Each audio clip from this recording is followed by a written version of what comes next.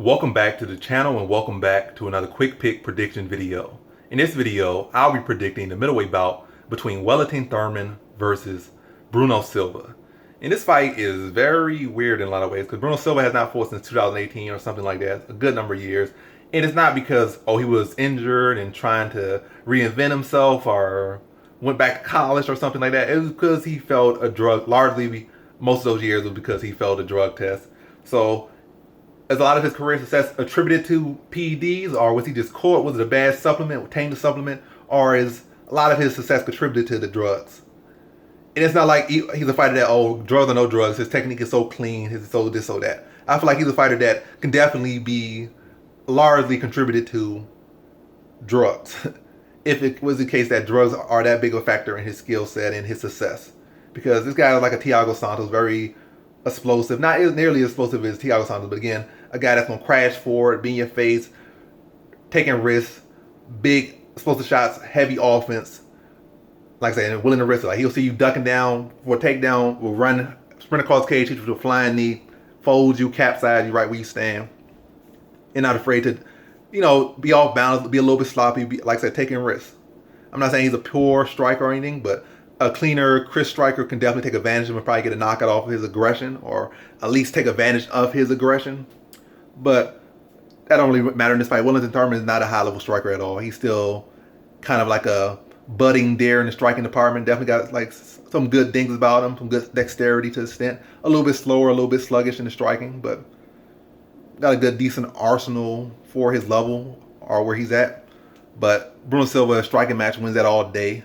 Unless he gets caught in a sloppy exchange, which is a risk you take when you're that aggressive.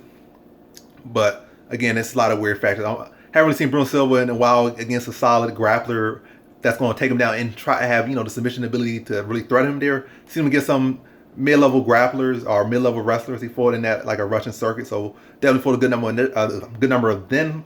So takedown defense should be up to par, at least for a guy like at least for a guy like Wellington Turman he's going against, who's not a prolific takedown artist. Decent BJJ, decent pressure, but it's not like he's got this guy takedown offense is so good. I feel like it's at a caliber where Bruno Silva should have seen better and be able to defend it for the most part. But again, the drugs, were they that big of a factor in his life, or was it obtaining a supplement, or is it going to be a factor or a non-factor? Or is he going to be a slip in some drugs if it is a factor? But again, with this one, I'm not going to lean to what ifs. I'm going to lean to what I've seen, and I'm going to assume he's going to be the same fighter he's been or better.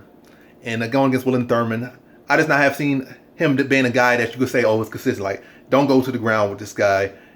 Even if you're solid on the ground, just avoid the ground, because this guy will tap you out, or this guy will just bludgeon you on the ground, and you won't be able to get up, or just something like that. It's not the case with Wellington Turman.